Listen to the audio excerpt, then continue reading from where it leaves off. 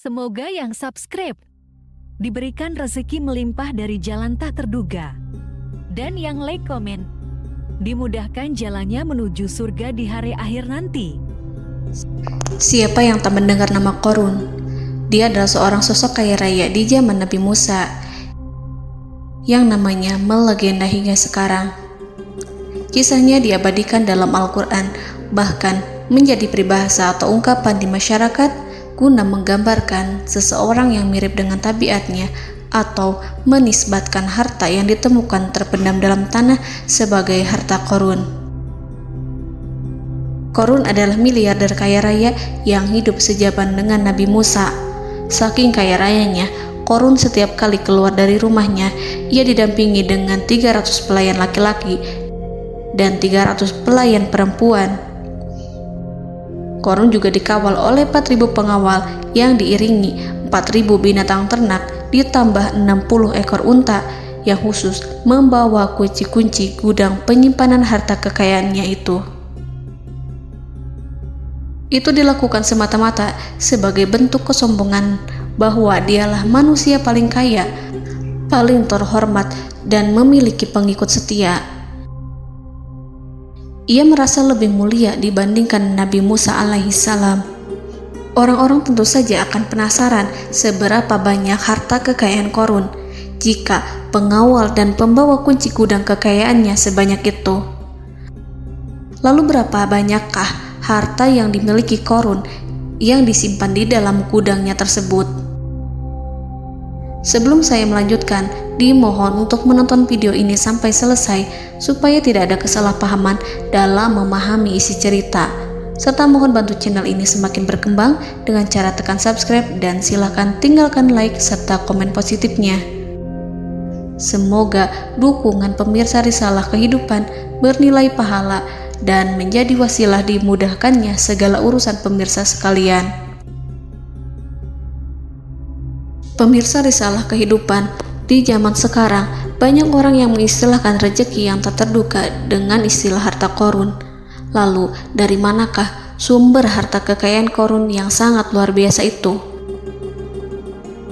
Serta di manakah Qorun dan hartanya ditenggelamkan? Siapakah Qorun dan bagaimana kisahnya dengan Nabi Musa? Qorun merupakan kaum Nabi Musa alaihissalam. Disebutkan oleh Ibnu Juraij, nama lengkap Qorun adalah Qorun ibnu Yashar, ibnu Qahis, ibnu Lawi, ibnu Yakub. Ia merupakan putra paman atau sepupu Nabi Musa alaihissalam. Pasalnya, Nabi Musa alaihissalam sendiri adalah putra Imran, sedangkan Imran adalah putra Qahis. Dengan kata lain, Qorun masih satu kakek dengan Nabi Musa alaihissalam, yakni kakek Qahis. Ia adalah umat Nabi Musa yang taat. Tidak hanya memiliki banyak harta, Qorun juga termasuk orang yang cerdas dan berilmu. Ia menguasai ilmu duniawi dan ilmu ukhrawi, dan tercatat bahwa Qorun adalah ahli di bidang kimia. Dirinya tercatat sebagai ahli kitab Taurat setelah Nabi Musa. Kepandaian Qorun dalam ilmu agama membuat dirinya sering disebut dengan ilmu nawir, atau orang yang memberi cahaya dan penerangan. Suaranya terkenal merdu dalam membaca kitab Taurat. Selain itu, Qorun juga lihai dalam berbisnis. Ia mengetahui trik investasi yang menguntungkan, serta jalur perdagangan internasional yang strategis di zamannya. Kekayaan Qorun begitu banyak, sebagaimana tercatat dalam surat Al-Qasas ayat 76. Sesungguhnya Qorun termasuk kaum Musa, tetapi dia berlaku aniaya terhadap mereka. Kami menganugerahkan kepadanya perbendaharaan harta yang kunci-kuncinya sungguh berat dipikul oleh sejumlah orang-orang yang kuat.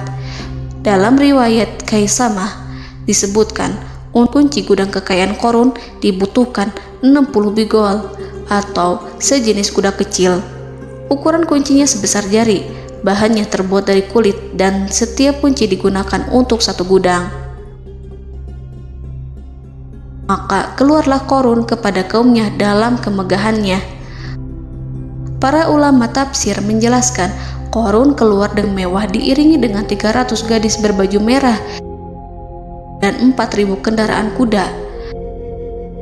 Tak heran, iring-iringan Korun itu mengundang decak kagum mereka yang gandrung terhadap harta kekayaan. Sebagaimana yang terekam dalam ayat Al-Quran, moga-moga kiranya kita mempunyai seperti apa yang telah diberikan kepada Korun. Sesungguhnya ia benar-benar mempunyai keberuntungan yang besar. Quran Surat Al-Qasas ayat 79. Namun tak sedikit kaumnya yang mengingatkan. Ingatlah ketika kaumnya berkata kepadanya, janganlah engkau terlalu bangga, sesungguhnya Allah tidak menyukai orang-orang yang terlalu membanggakan diri atau farihin. Ulama menafsirkan istilah farihin di sana juga berarti takabur, zolim, berbuat kerusakan, arogan, dan tak mau bersyukur terhadap nikmat. Korun dikisahkan memiliki ribuan kuda yang berisikan emas dan perak. Bila keluar rumah, Korun selalu berpakaian mewah dan dikawal 600 pelayan dan diiringi 4.000 ekor kuda serta 60 ekor unta yang membawa kunci-kunci gudang kekayaannya. Namun, sayangnya Korun kemudian membangkang pada Nabi Musa dan menjadi pengikut setia Fir'aun. Mengenai dari mana asal-usul kekayaan Korun, ada beberapa riwayat yang memberitahukan tentang asal-usul kekayaan Korun. Sumber pertama menyebutkan bahwa jauh sebelum memiliki kekayaan, Korun hanyalah seorang lelaki miskin yang tidak mampu menafkahi keluarganya. Anaknya sangat banyak. Lalu suatu ketika Korun datang kepada Nabi Musa. Ia meminta Nabi Musa alaihi salam untuk mendoakannya agar Allah memberikan harta benda yang banyak. Korun juga meminta Nabi Musa mengajarinya ilmu kimia dan ilmu-ilmu kehidupan lainnya. Korun dikenal sebagai orang yang soleh dan mengikuti ajaran Ibrahim dengan baik, sehingga tanpa pikir panjang, Nabi Musa alaihi salam menyetujui permintaannya. Allah Subhanahu wa Ta'ala mengabulkan doa Nabi Musa. Korun diberikan kecerdasan luar biasa dan menguasai ilmu yang telah diajarkan kepadanya. Korun menguasai teori dan praktik pembuatan emas permata dan beragam perhiasan mewah lainnya. Ia juga pakar dalam ilmu arsitektur, rancangan bangunan, penataan kota, dan lain sebagainya. Tidak lama setelah itu, hidupnya berubah. Korun pun hidup dengan bergelimbang harta. Ribuan gudang yang dimilikinya penuh dengan emas dan perak. Namun, sayangnya, keberuntungan yang didapatkannya membuatnya gelap mata. Korun mulai hidup dengan penuh pamer, keangkuhan, dan penuh kesombongan. Kekayaan yang diberikan Allah Subhanahu wa Ta'ala membuatnya lupa dengan Sang Maha Pemberi. Korun merasa lebih terhormat dan mulia dibandingkan Nabi Musa. Ia pun akhirnya membelot dan durhaka pada Musa.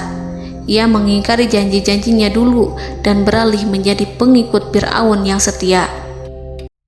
Loyalitas Korun terhadap Fir'aun membuatnya diangkat menjadi kepala mandor yang membawahi ribuan pekerja. Dikisahkan bahwa Korun bersikap semena-mena terhadap para pekerja. Ia tega memotong upah mereka. Ia melakukan korupsi demi membangun istana dan kemegahannya sendiri, dan untuk membangun gudang-gudang penyimpanan harta yang telah ia kumpulkan jauh-jauh hari. Ketika datang perintah zakat, Nabi Musa alaihi salam pergi menemui Korun dan memerintahnya mengeluarkan zakat sebesar 1 dinar dari setiap 1.000 dinar hartanya, 1 dirham dari setiap 1.000 dirham, 1 kambing dari setiap 1.000 kambing, dan seterusnya. Setelah Korun menghitung seluruh hartanya, ternyata jumlah zakatnya sangat besar. Kekikirannya pun mulai menghalangi hatinya untuk mengeluarkan zakat. Korun enggan membayar zakat ketika Nabi Musa alaihissalam menagih zakat yang diperintahkan oleh Allah untuk ditunaikan olehnya. Ketika Korun dimintai zakat, ia langsung marah dan tidak memberikan sedikit pun kekayaannya. Dia berpikir bahwa harta kekayaan yang dimilikinya didapat dari hasil kerja dan usahanya, dan tidak ada kaitannya dengan siapapun, termasuk Allah Subhanahu wa Ta'ala. Janji Qarun untuk lebih taat beribadah dan membantu sesama jika diberi kekayaan oleh Allah dilupakannya. Dia mempergunakan kekayaannya tersebut dalam kesesatan, kezoliman, dan permusuhan, sehingga membuatnya menjadi sombong dan terlena. Orang-orang beriman pada masa itu sering menasihati Qarun untuk bersyukur atas nikmat yang telah Allah berikan. Tetapi dia tidak mengindahkan nasihat tersebut. Dari sikapnya tersebut sudah jelas bahwa Qarun tidak membutuhkan nasihat kebenaran, bahkan merasa tidak takut dengan ancaman Allah. Sebab Qarun merasa sudah memiliki segalanya. Qarun merasa dirinya hebat dan pintar serta punya banyak pengikut setia, punya banyak pengawal dan merasa aman karena dekat dengan Raja Fir'aun. Qarun berkata, "Sesungguhnya aku mendapatkan harta ini karena ilmu yang ada padaku." Qarun sangat sombong. Ia merasa hartanya didapatkannya sendiri tanpa campur tangan dan kehendak Zat yang Maha Kaya, yakni Allah Subhanahu wa Ta'ala. Apakah Qarun lupa ataukah ia tidak tahu bahwa Allah telah membinasakan orang-orang sombong sebelumnya yang bahkan lebih kuat darinya, yang lebih kaya darinya, yang lebih banyak pengawalannya, lebih kokoh dan tak terkalahkan dibanding dirinya? Karena terdorong sifat kikir dan angkuh, maka Qarun membuat rencana untuk melakukan tipu daya agar dia terlepas dari kewajiban membayar zakat. Dia ingin menjatuhkan nama baik dan citra baik Nabi Musa. Kemudian dia mengumpulkan tokoh-tokoh konglomerat Bani Israel. Ia berkata kepada mereka, "Wahai saudara-saudaraku, terhadap apa yang diperintahkan Musa untuk membayar zakat, apakah kalian akan mematuhinya? Sekarang dia hendak mengambil harta yang ada di tangan kalian, maka pikirkanlah suatu cara untuk menghindari perintahnya." Para pembesar-pembesar yang dipanggil kemudian menjawab, "Wahai paduka Qarun, engkau lebih besar daripada kami. Kami akan melakukan apapun yang kau inginkan." Qarun berkata, "Datangkanlah kepadaku wanita cantik. Aku akan memberinya hadiah besar jika ia berhasil menggoda dan memfitnah Musa." Ketika wanita cantik yang diinginkannya datang, Qarun memberikan kepadanya uang muka sebagai jaminan. Ia akan membayarkan seluruh yang dijanjikannya ketika berhasil menjalankan misinya. Bukan hanya itu, Qarun pun berjanji akan menjadikan wanita ini sebagai istrinya. Keesokan harinya, Qarun mengumpulkan Bani Israel. Setelah itu, Qarun menghadap kepada Nabi Musa seraya berkata, "Orang-orang menanti kedatangan Anda, sampaikanlah saran dan nasihat kepada mereka." Nabi Musa kemudian keluar dari rumahnya. Ia mulai menyampaikan nasihat pada umatnya. Di antara nasihatnya, beliau berkata, "Barang siapa yang mencuri, aku akan memotong tangannya. Barang siapa yang memfitnah, aku akan mencambuknya sebanyak 70 kali. Barang siapa yang tidak mempunyai istri dan dia berbuat zina, maka aku akan mencambuknya sebanyak 70 kali.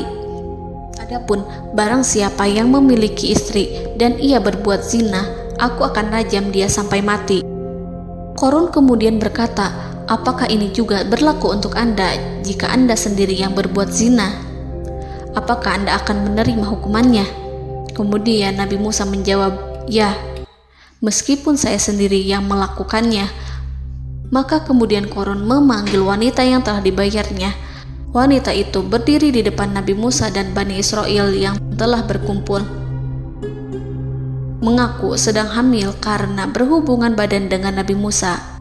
Maka marahlah Nabi Musa atas fitnah kejam yang diarahkan kepadanya. Kemudian Nabi Musa melakukan sholat 2 rakaat, lalu mendatangi wanita itu dan menyumpahnya agar mengatakan siapa yang menyuruhnya. Wanita itu menjadi ketakutan. Ia bergemetar di depan Nabi Musa dan mengaku bahwa yang menyuruhnya adalah Qarun. Lalu wanita itu bertaubat dan meminta maaf kepada Nabi Musa. Seketika Nabi Musa bersujud seraya berdoa kepada Allah agar menimpakan azab kepada Qarun. Allah memberi wahyu kepada Musa bahwa bumi telah dijadikan tunduk kepada perintah Nabi Musa. Kemudian Nabi Musa berkata kepada bumi, "Wahai bumi, telanlah Qarun beserta kekayaannya, habiskanlah semua." Kala itu Allah menurunkan wahyu kepada Musa alaihissalam untuk memerintah bumi apapun yang diinginkannya. Begitu Nabi Musa alaihissalam datang dengan wajah sangat marah, barulah Qarun merajuk, "Wahai Musa, sayangilah aku." Sementara Nabi Musa alaihissalam tak bergeming. Beliau lantas berkata pada bumi, "Wahai bumi, ambillah mereka." Seketika rumah Qarun mulai bergetar. Qarun dan antek-anteknya mulai dibenamkan hingga bagian lututnya. Rumahnya ikut turun sedalam lutut. Qarun kembali merajuk, "Sayangilah aku Musa." Rumahnya kembali berguncang. Kini Qarun dan kawan-kawannya kembali terbenam hingga pusar. Demikian pula rumahnya. Qarun terus merajuk, "Wahai Musa, sayangilah aku." Sementara Nabi Musa alaihissalam kembali meminta bumi, "Wahai bumi, ambillah mereka." Rumah Qarun berguncang lagi, sementara Qarun dan kawan-kawannya terus terbenam hingga bagian tenggorokannya. Demikian pula rumahnya. Qarun lagi-lagi menjerit, "Wahai Musa, sayangilah aku." Namun Nabi Musa alaihissalam tak bergeming. Beliau terus meminta bumi menelannya, hingga akhirnya Qarun dan kawan-kawannya hilang seluruhnya ditelan bumi. Tak lama setelah itu Allah berkata, "Wahai Musa, apa yang membuatmu bersikap demikian?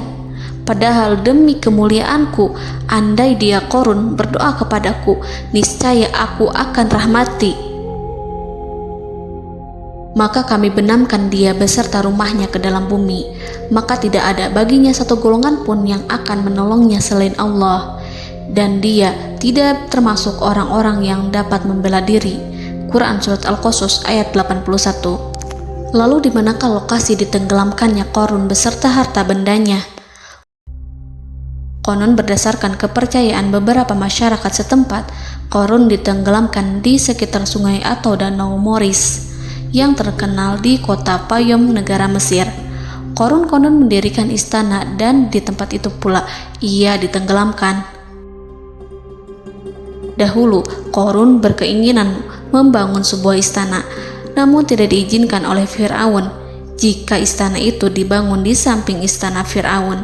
Terlebih, Qarun juga tidak ingin membangun istana di tengah pemukiman Bani Israel yang terletak di tanah Jasan. Fir'aun pun memberikan tanah di wilayah Fayom. Kemudian di tepi sungai Payom inilah Qarun membangun istananya yang megah, dan di dalamnya ia membangun Al-Khunuj, gudang penyimpanan harta berisi emas dan perak. Salah satu bukti arkeologis yang dapat dijumpai di lokasi tersebut adalah runtuhan bangunan yang diduga sebagai tempat tinggal Qarun yang berjarak sekitar 2 km dari Danau Qarun. Menurut beberapa sumber, bangunan yang masih berdiri kokoh tersebut adalah benteng yang dibangun oleh Qarun. Namun ada juga yang mengatakan bahwa bangunan tersebut adalah tempat tinggalnya. Wallahu a'lam. Semoga kita semua dijadikan orang yang Allah mampukan menjadi orang kaya namun tidak seperti Qarun,